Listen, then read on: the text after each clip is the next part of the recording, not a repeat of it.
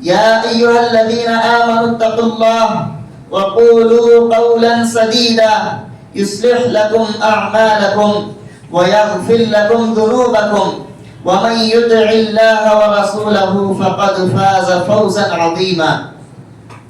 أما بعد فأعوذ بالله من الشيطان الرجيم. بسم الله الرحمن الرحيم.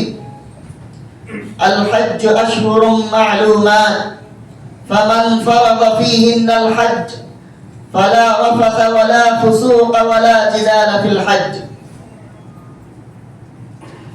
محترم حاضرین جمعہ، پردہ نشین خواتین اور میرے عزیز دوستوں،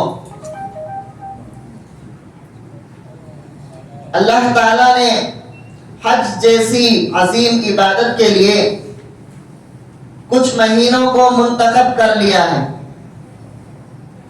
یعنی شوال، ذی القعدہ کا مکمل مہینہ اور ذی الحجہ کے پہلے 10 دن جن کو عشر ذی الحجہ کہا جاتا ہے۔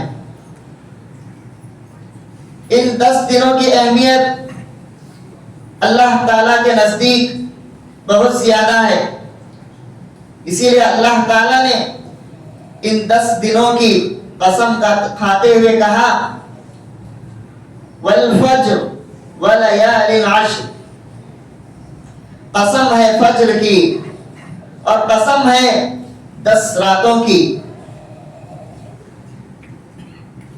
محترم حاضرین، اللہ کے نبی صلی اللہ علیہ وسلم نے فرمایا افضل ایام الدنیا ایام العشر، اس دنیا کے سب سے افضل دن ایام العشر یعنی عشر ذی الحجہ ہیں۔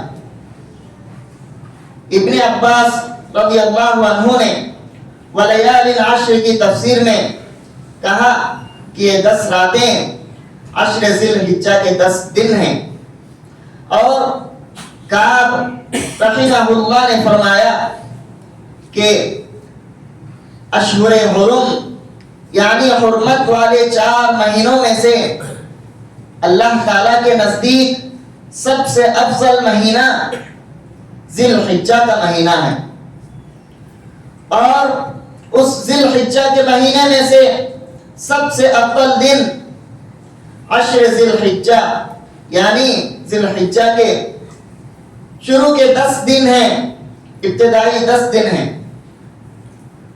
محترم حاضرین، شیخ الاسلام ابن تیمیہ رحمہ اللہ نے فرمایا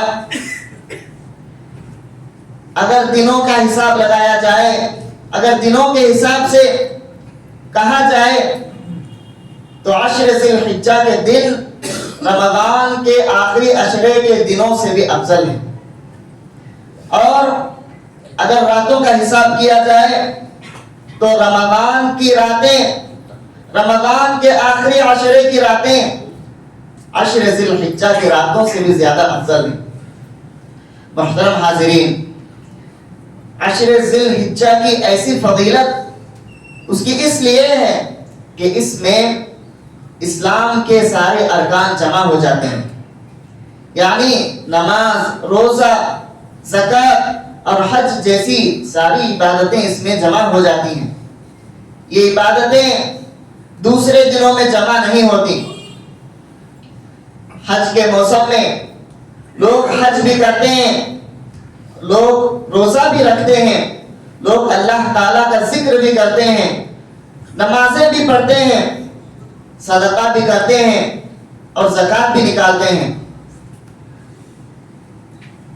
انہی دنوں اور راتوں کو افضل قرار دینے کا مقصد کیا ہے؟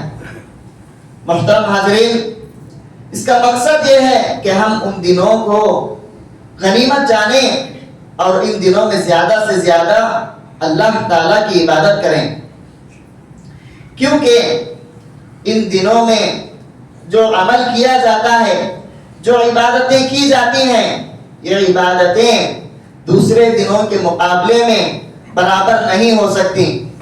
یہ عبادتیں اتنی افضل ہیں کہ اللہ کے نبی صلی اللہ علیہ وسلم نے فرمایا مل عمل فی ایام افضل من العمل فی هذه، یعنی دوسرے دنوں کا عمل ان دنوں کے عمل کے برابر نہیں ہو سکتا. تو صحابہ نے تعجب سے پوچھا وَلَلْ جِهَادُ یا رسول اللہ، اے اللہ کے رسول کیا جہاد بھی برابر نہیں ہو سکتا؟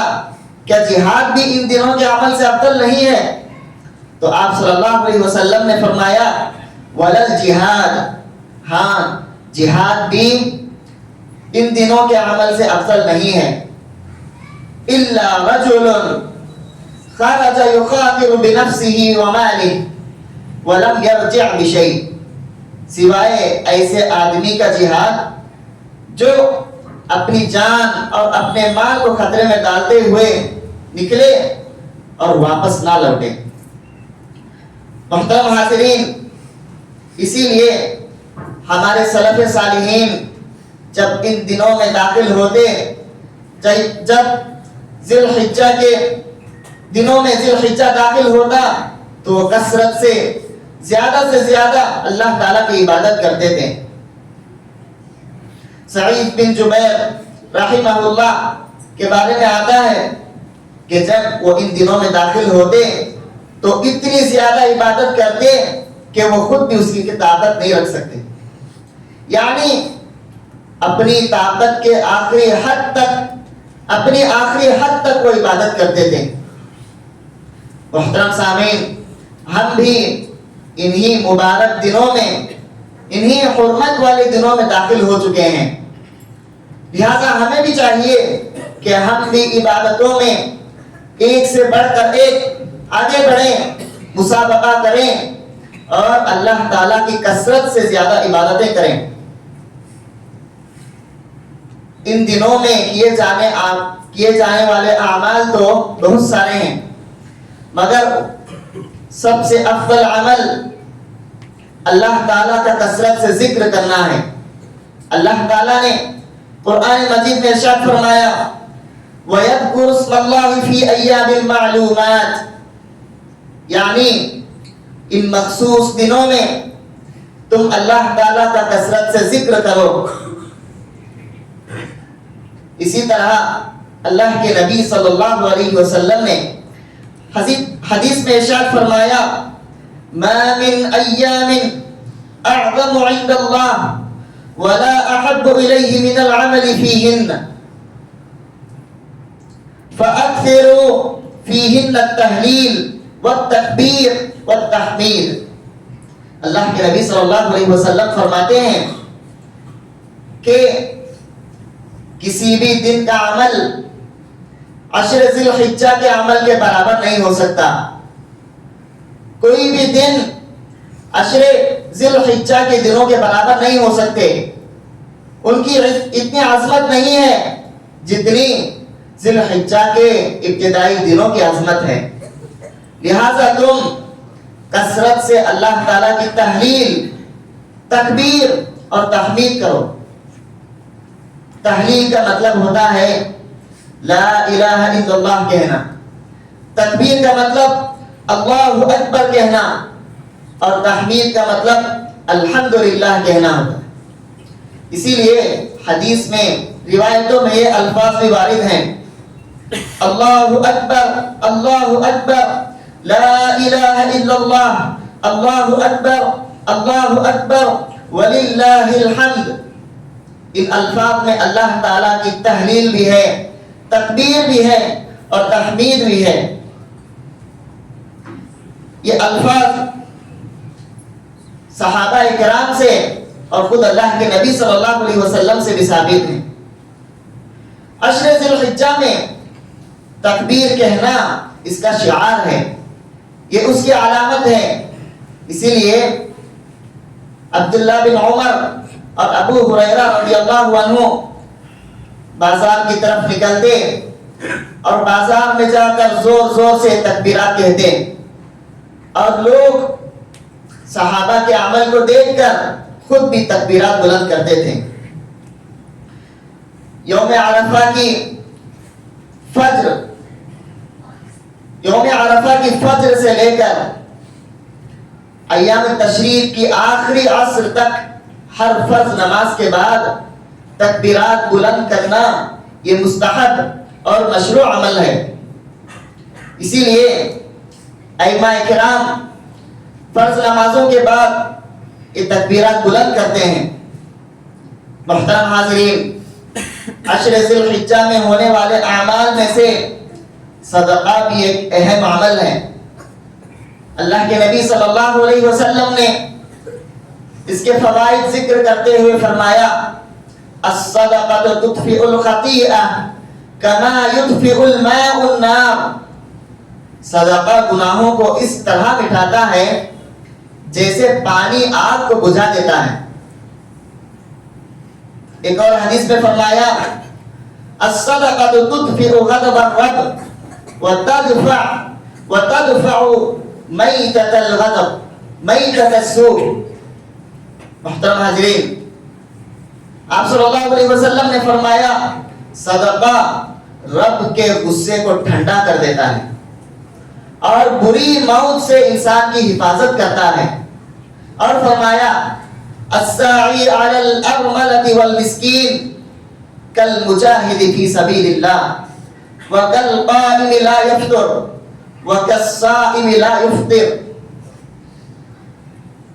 بیواؤں، لاچار عورتوں اور مسکین لوگوں کی مدد کرنے والا، ان کے لیے کوشش کرنے والا اللہ کے راستے میں جہاد کرنے والے کی طرح ہے، اور ایسے نمازی کی طرح ہے جو کبھی نماز پڑھنے سے تھکتا نہیں، اور ایسے روزے دار کی طرح ہے جو اپنا روزہ کبھی چھوڑتا نہیں.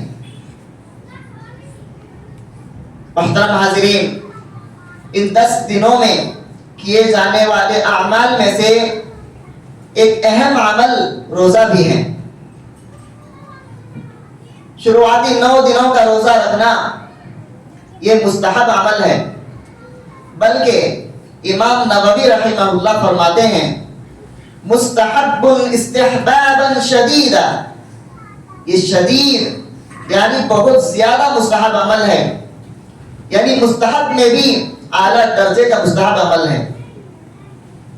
خصوصاً عرفہ کا روزہ ہر مسلمان کو اس کی پابندی کرنی چاہیے.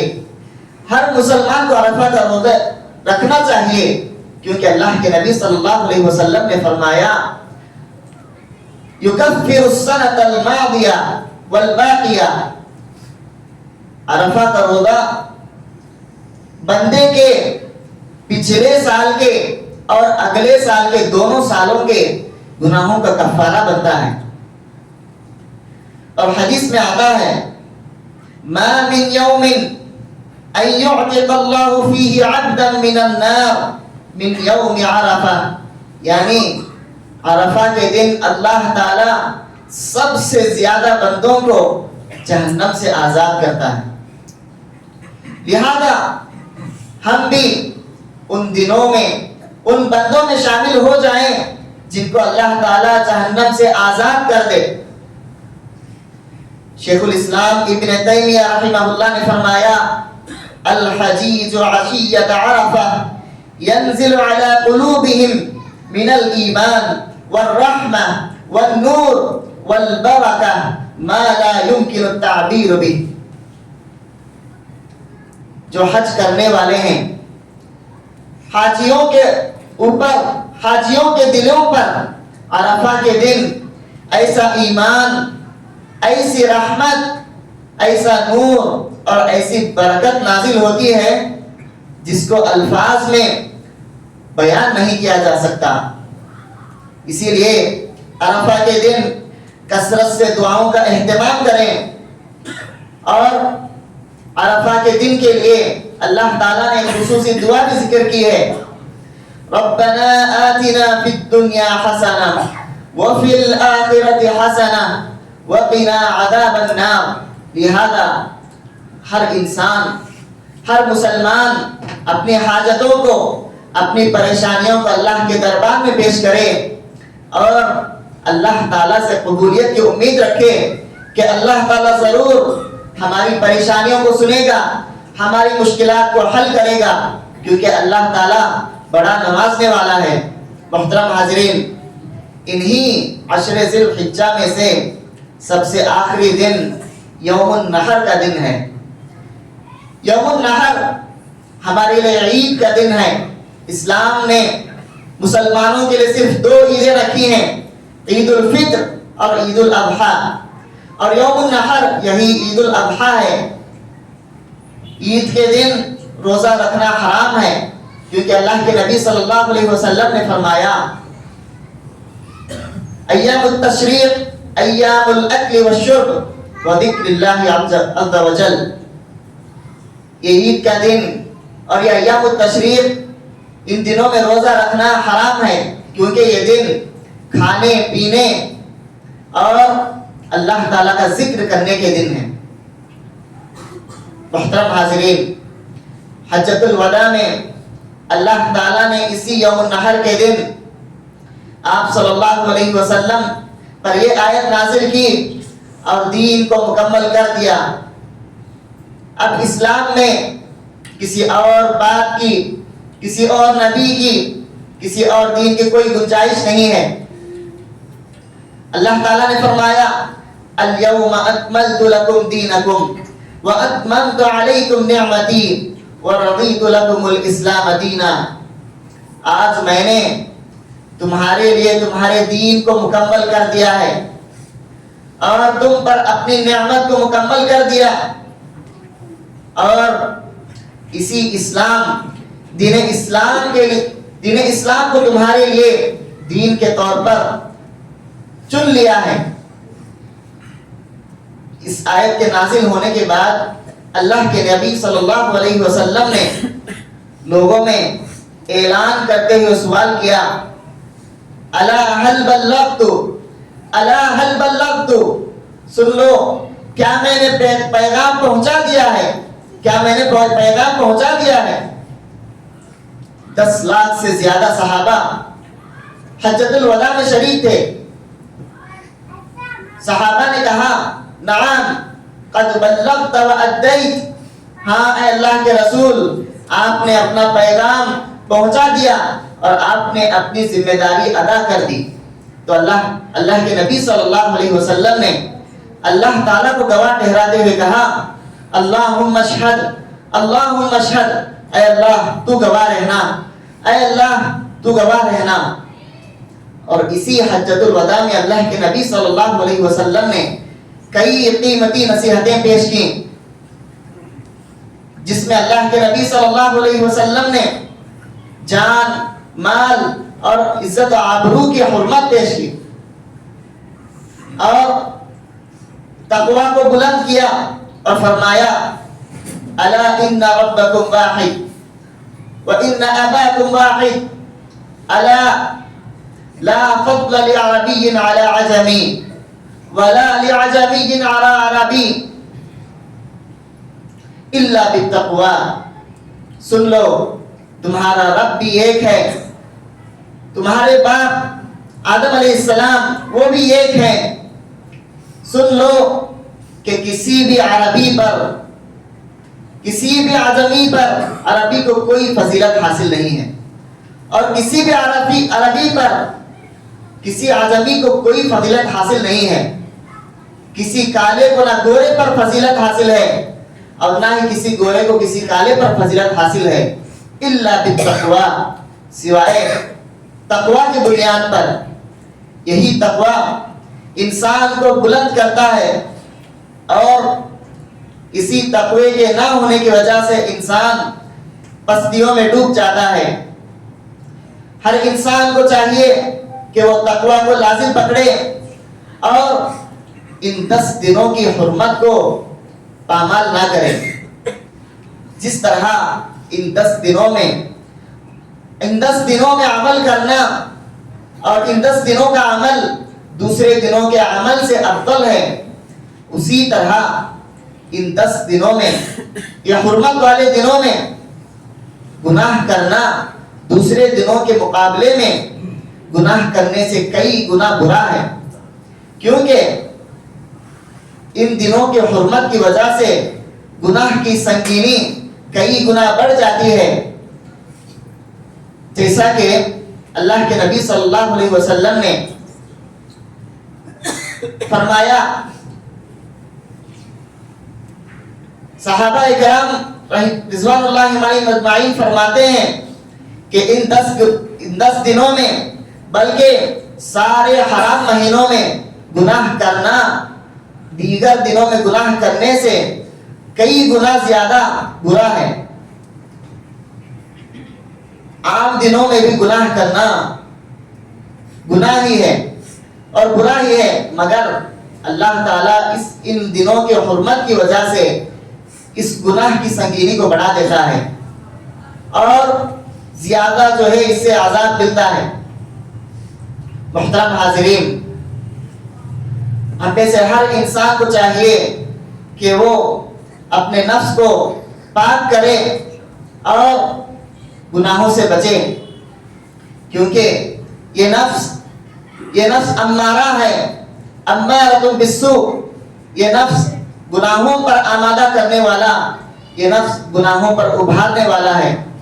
اللہ تعالیٰ سے دعا ہے کہ اللہ تعالیٰ ہم سب کو اس نفس کے شر سے بچائے اور اللہ تعالیٰ ہم سب کو سارے گناہوں سے محفوظ رکھے اور عشر ذی الحجہ کی حرمت کو لحاظ رکھتے ہوئے اس میں عبادتیں کثرت سے کرنے کی توفیق عطا فرمائے. اللہ تعالیٰ اس میں کثرت سے تکبیرات بلند کرنے کی توفیق عطا فرمائے. اللہ تعالیٰ ہمیں ہر اس عمل کی توفیق دے جس سے اللہ راضی ہو اور ہمیں جنت نصیب ہو. بارک اللہ لنا ولکم فی القرآن العظیم ونفعنا وإياكم بالآيات والذكر الحكيم إنه تعالى جواد كريم ملك بر رؤوف رحيم ورب حليم.